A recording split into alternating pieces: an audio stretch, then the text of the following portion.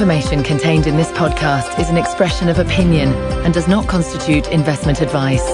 This is the Gold Money Podcast with James Turk, keeping you up to date with expert opinion on precious metals and the markets.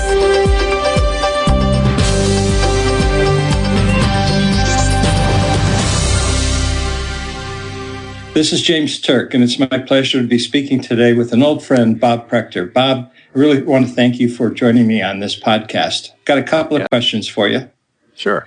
I want to talk about inflation, deflation. You know, this is something you and I have spoken about many times over the past. I want to see if you're still holding to your deflationary views. Very strongly.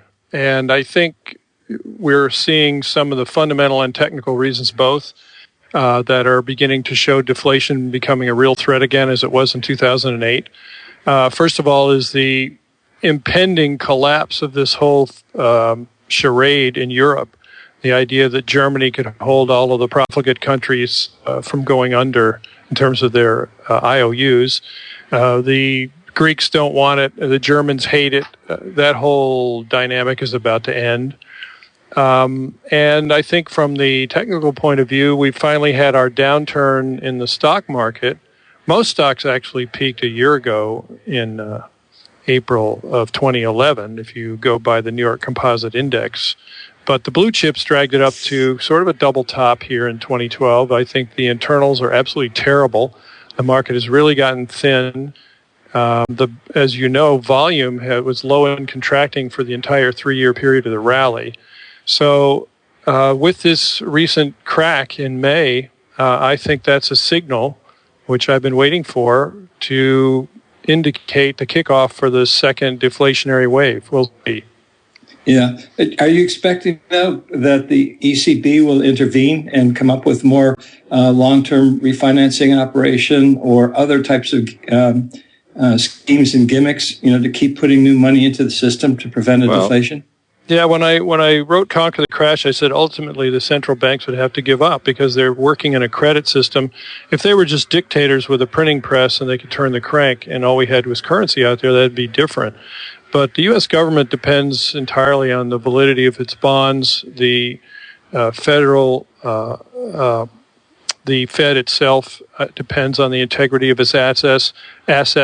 I don't think either of those entities are quite ready to go over the edge and simply start printing currency like flypaper. But I could be wrong, but I think the markets are telling me that this is emerging. I think the metals topped last year, the commodities topped last year at a lower high, by the way, than 2008. And usually when silver goes vertical on the upside and then drops 50%, there's no guarantees in life, but I would say that's a pretty good sign that an important reversal occurred. So when I look at commodities, I look at the metals, I look at the stocks, and especially looking at interest rates, which are still hovering around zero on a short-term basis for the pristine paper. I'd have to say that the deflationary outlook is still well intact, and the central banks did quite a job of keeping things relatively inflated ever since 2000, and especially since the real peak in debt in 2006 to 2008, but I think eventually they're going to lose. I think 6 billion people on Earth turning into a different frame of mind is going to overwhelm their abilities. Yeah. You know, in a deflationary environment, I think one would expect the dollar to be the big winner. But, you know, the dollar really hasn't been doing much. You know, if you look at the dollar index, it's only about just around in the low 80s. So it's essentially in a trend or a sideways trading range, no different from where it was back, in 2005, 2006. We had the dollar rally in 2008. We've had a bit of a bounce here. Isn't the fact that the dollar is not responding an indication that maybe really deflation is not in the cards? Well, I think it's a pretty incredible feat that the dollar is not making new lows and is going sideways when we've had record debt creation and money printing by the Federal Reserve. We had QE0 in 2008 where they added $1 trillion to their balance sheet. We've had QE1, QE2, threats of QE3, and yet the dollar refuses to go down. So I would say with the wind at their backs, which has been the case for the past 10 years, it's pretty amazing that over the last 4 years there hasn't been any further deterioration of the dollar. But I will say this, The dollar, when you talk about the dollar, for example, the dollar index or the dollar relative to the euro, we're only talking about relationships among currencies. And I think all of the major currencies of the world are going to have serious deflations. It's very possible that they could all have a terrific deflationary collapse in terms of the amount of credit that's still good out there in the world. And most of the currencies could end up at the end of it, when the dust clears, just about the same relationships they are today. But I've been saying all along that there are more dollars out there, more debts denominated in dollars. So I think the deflation there will be more serious, and therefore that dollar nominally will probably perform better than the other currencies. But that's kind of a gamble and a guess. But what do you see going forward? You're looking at everything very carefully. You've got your indicators as well, and I know you're on the inflationary side. So what are you seeing that you like on that side?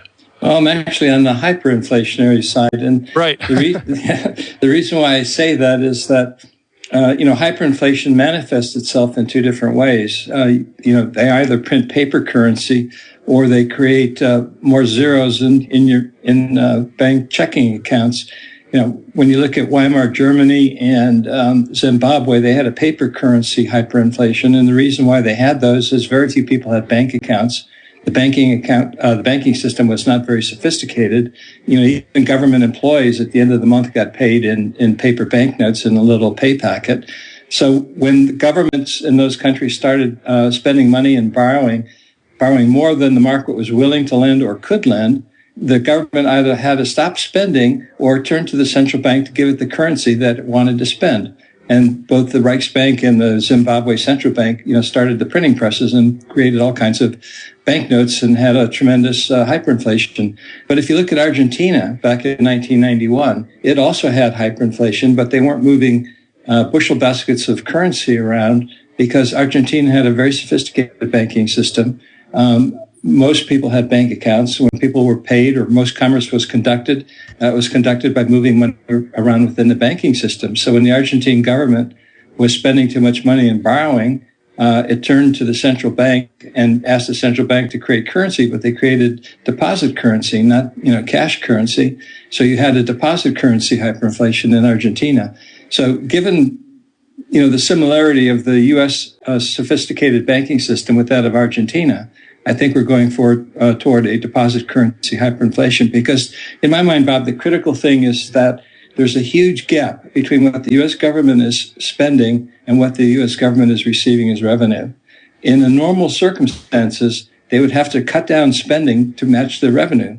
They're not doing that. They're turning to central banks and the banking system also to a certain extent, which is buying government paper, to create this deposit currency to allow the government to continue spending. So I'm on the side that suggests that we're actually going to go to hyperinflation. And there's one chart that I like to use to suggest that as well. If you look at the gold chart going back to the beginning of the decade and look at it on a log scale, regardless of what currency you look at it, you're actually seeing a parabola form on a log scale chart, which suggests that the gold price has the potential to go exponential, which is what you would expect in a hyperinflation. So despite all of the credit destruction and wealth destruction and destruction of financial assets, which I must admit does have the appearances of deflation, when it comes to currency itself, I'm expecting a hyperinflation. Well, if we get hyperinflation, you're going to have to see interest rates rise, I would assume. And I also believe that ultimately is going to choke off what they're trying to do. I think there are also political barriers to hyperinflating and super borrowing from the government. We've already seen the rise of many, many people, including in the Tea Party, for example, getting angry about government spending. And that hasn't been the case for a long, long time. I think there are going to be political, social, and other restraints that people are not taking into account. The Keynesians don't take into account. The monetarists don't take into account. They think the economy is a machine, and they don't realize that people get emotional, they get angry, they get upset. And that's what's happening in Europe.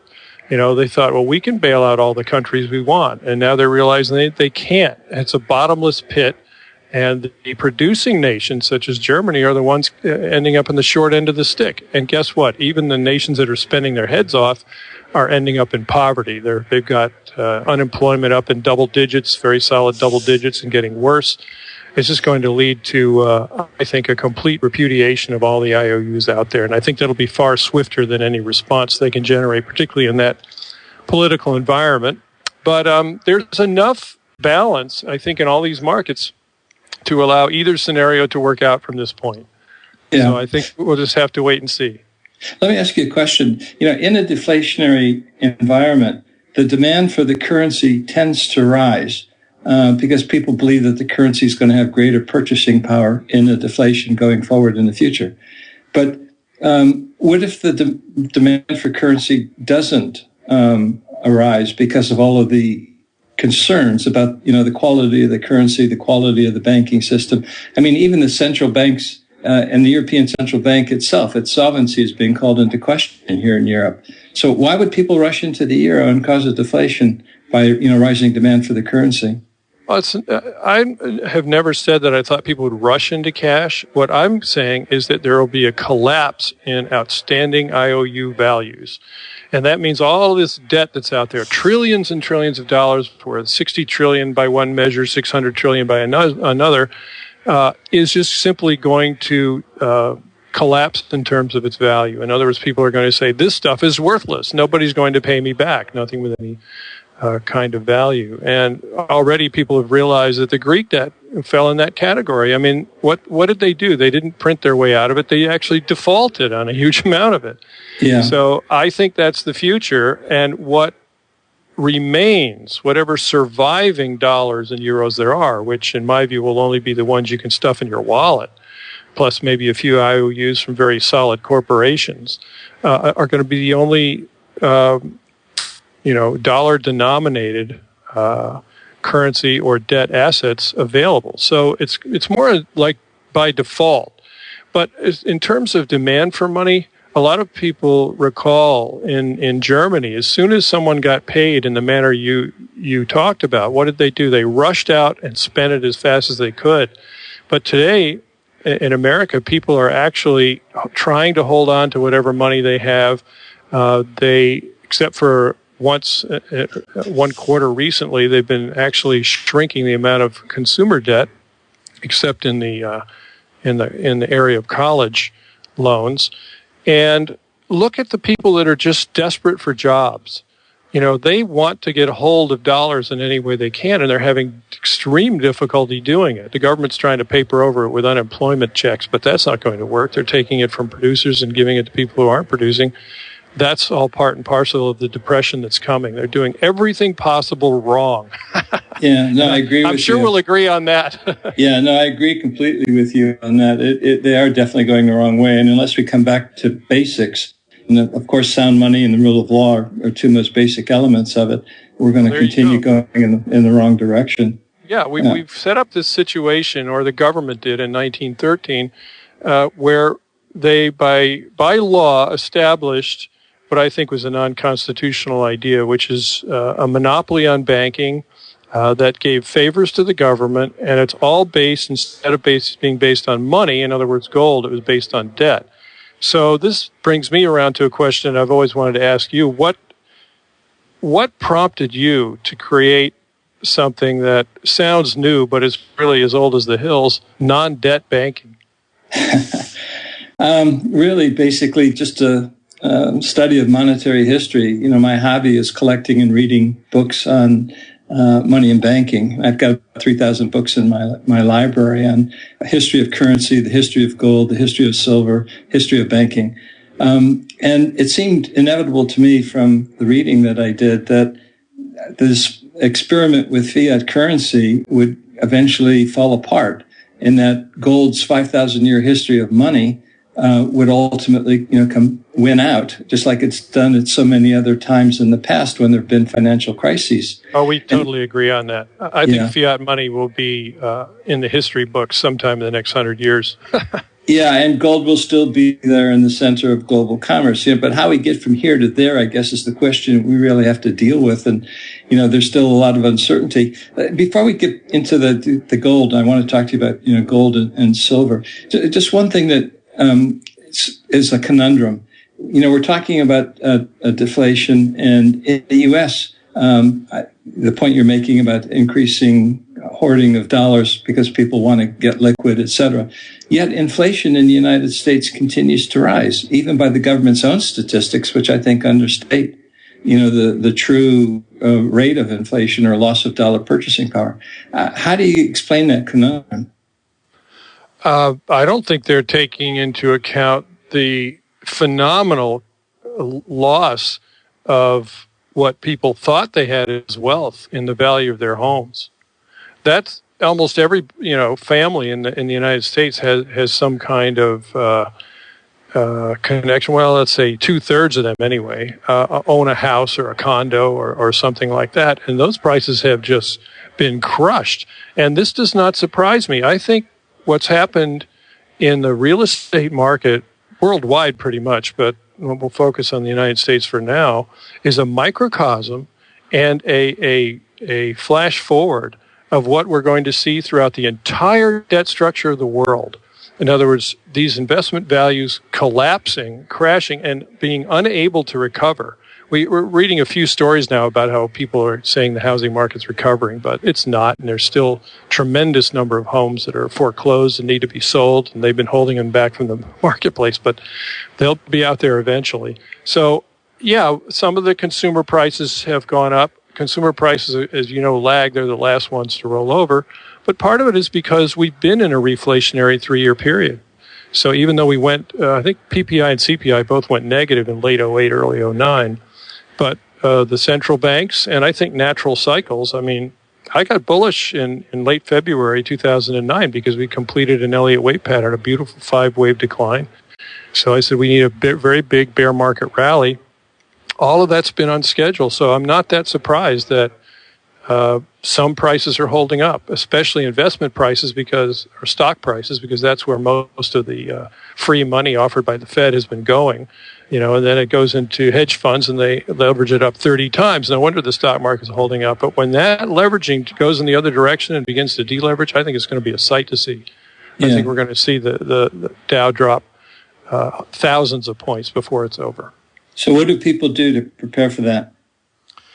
Well, what I've been saying is you want to be in absolutely no standard investments. You don't want stocks. You don't want bonds, especially municipal bonds or junk bonds, but just about any type. You want cash equivalents, both here and in some cases abroad, and you want your store of gold and silver in a nice, safe place. And you wait, because the great buying opportunities of all time have occurred after debt collapses, whether you're talking about 1859 or 1932. And I think another one of those great opportunities is coming up. And it's very tough to decide, as you well know, exactly what do you hold to take the maximum advantage of things. I think gold, of course, is a timeless store of value, but relative to these currencies, I think there's going to be some pretty wild fluctuation. But the great thing about, I've said positive things about gold money in the past, and the thing I like about it the best is that it allows a person to escape the debt-based money system. And even though currency values are going to fluctuate wildly, which will appear to be gold fluctuating wildly, but it won't be, as long as you have a pure money option, you can just opt out and say, I'm not going to play, and I don't want to be a speculator and try to figure it all out. Yeah, so the key is what you do is you get liquid and let everything fall apart until we get to that stage when the last excesses of the system have been wrung out. And then you use your liquidity to invest in the next cycle. Is that what you're basically saying?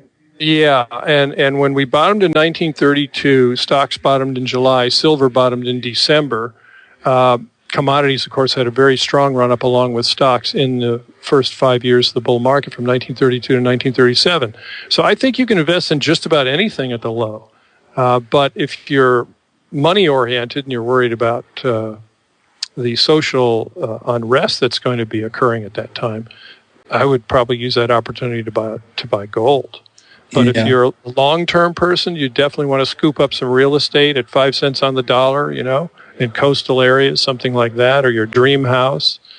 And if you're a speculator, maybe you buy some commodities. But I'm I'm pretty simple when it comes to all this. I don't think most people are that sophisticated. They should have, at the bottom, they should be in real money, and they should be in property, and probably a lot of stocks that survive, at 5 cents a share. Yeah, we're seeing social unrest here in Europe. Even in, I'm sure in the television in the States, you see the various protests, occasional riots, and things of that nature. Is it likely to see similar social unrest in the U.S. in your view? We haven't seen anything yet. I think unemployment is going to go past 1/3. It could even at the bottom hit a half of the country if they tally it properly and don't try to hide it as they do now. And can you imagine with so many people with nothing to lose? I think it's going to be a very, very dangerous place at the bottom. We've got an entitlement generation, unlike the generation that suffered through the Great Depression. People are used to having their unemployment taken care of, and their Social Security is coming, and my Medicare is going to take care of me. And I think those things are going away. So it's going to be very difficult. And I think people shouldn't just think about where their money is; they should think about where they are. Yeah, in the 30s, it was still very much a agricultural economy and a lot of self-sufficiency. That self-sufficiency has largely disappeared in today's economy. Well, let me ask you a question. Since you brought up social unrest, the only part about gold money that I think is a little bit disconcerting is that there is a hoard held somewhere, and I suppose that could always be the target of extreme political forces. Are they going to try to steal it someday? I know you have a couple of different vaults. Yeah, it's really a good question, because at the end of the day, you really don't know the future, but you do know that gold is an asset that governments are going to want if they end up breaking the law and confiscate that. So what you really breaking the law? The government never does that. So what you really want to do is diversify as much as you possibly can from a practical point of view. Geographic diversification makes sense. Different parts of the world, in case a war breaks out in one part, you don't want to have your gold, all at risk in case of a war. But also you want to be in different political jurisdictions in case one political jurisdiction starts confiscating assets. For example, Argentina. If you had all of your wealth in Argentina presently, you'd probably be regretting it because of the various policies that the Argentinian government has been imposing to try to keep capital flight and keep their system of government, socialist government, going. But it's fraying at the edges. So I guess the key really is that in an uncertain and unpredictable future, geographic diversification is one way to protect yourself. So I'm really a supporter of physical gold, regardless how you own it. And there are basically only two ways. You buy it and you store it yourself, or you buy it and have someone store it for you, which is, of course, what we do in GoldMoney. But if you do that second option, you want to be certain that who you're storing it with, has the same types of governance issues and policies and procedures that we do in GoldMoney in terms of audits, double checking, and things of that nature, so that your gold is safe. Yeah, but that's keep in mind. Yeah, I was going to say, keep in mind there's a bigger pool of gold out there, or silver for that matter, in terms of the ETFs. So if you're going to be confiscating, it's more likely they're going to go after the ETFs rather than private hoards and private companies. Would be my guess. I tend to agree, and one of the things I liked, and I mentioned in my book, was if you have your money with gold money and you're in one of those dicey countries where you have to get out, they're not going to let you get out without leaving all your money behind. And in your head is your GoldMoney account, and they don't make you give that up as you leave. That's a pretty good asset to have with you. You don't have to try to figure out how to get your money across the border. For example, you just leave, and wherever you set up shop, you've still got your account. Yeah, that's one of the beauties of GoldMoney. You put your gold in GoldMoney, and then you can wire the proceeds if you want to sell some of your gold or silver to your bank account anywhere you are in the world. So it gives you a lot of additional flexibility. Well, the old saying, I don't spread everything around. I put my eggs in one basket, and then I really watch the basket. Yeah. I guess that's your job. And in other words, if you have a couple of vaults, you want to keep really close eye on on the legal proceedings and the political events in the jurisdiction where you're holding it. And I suppose you'd have to be ahead of any really bad news in that geographical area and physically move your stock. Yeah, exactly. And the countries that we chose, they all have good solid histories. London has not confiscated gold since Charles II did it in 1663. Zurich, to my knowledge, has never confiscated gold. Hong Kong, the third vault, it was confiscated when the Red Chinese Army moved in 1948. But that's likely to be happening anytime soon. So I think those are good choices. The good jurisdictions, and over time we'll be adding additional jurisdictions as well as our customers right. And if one of them changes for any of the myriad reasons that can happen, you've got the other two or more that you can shift the gold to. Absolutely, and you can always take delivery of your gold from GoldMoney at any time, even if you don't want to shift it from one vault to another. Just take delivery of it. So, are customers having a problem translating to grams and mils? No, it's very easy with a computer because we show ounces as well as grams. It's interesting, in the Anglo-Saxon world, people talk in terms of ounces when they're talking about gold, but the rest of the world is pretty much a gram-based and metric system based as to how they view gold. So we really cater to both. Yeah, that change has been a long time coming. In the States, you still have to buy two sets of tools. Yeah, absolutely. Well, Bob, it's been a real pleasure chatting with you. Do you have any other I'm glad you questions? Came out of semi-retirement for a chat. Yeah, no, happy to do it. Any other questions about GoldMoney? No, but I guess one more observation.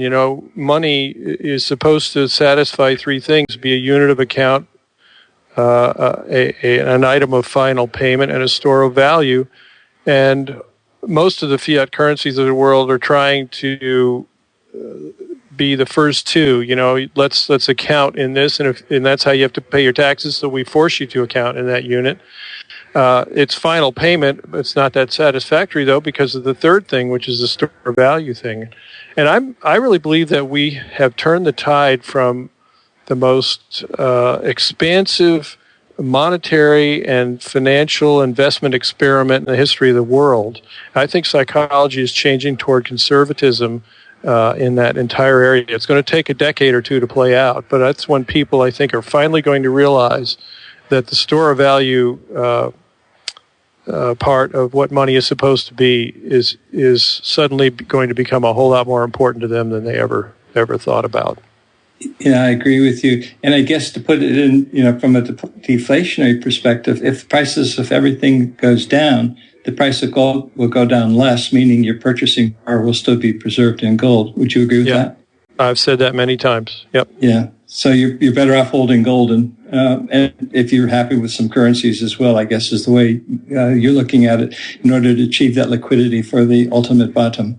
Yeah, you'll be better off holding gold, I think, than stocks, most bonds, commodities, or even real estate. Those are going to be the worst, and those are the ones that almost everyone else is recommending. And all I'm saying is you want money. Now, money is a somewhat debatable idea these days as to what it exactly is, and that's why I've somewhat diversified into money, but only into money. Okay, understood. Bob, thank you very much. It's been a real pleasure chatting with you. Absolutely. We'll do it again sometime. I'd like to do that. Thank you again. Subscribe to the GoldMoney newsletter at www.goldmoney.com to receive email updates on new articles, videos, and iTunes podcasts from our Gold Research section.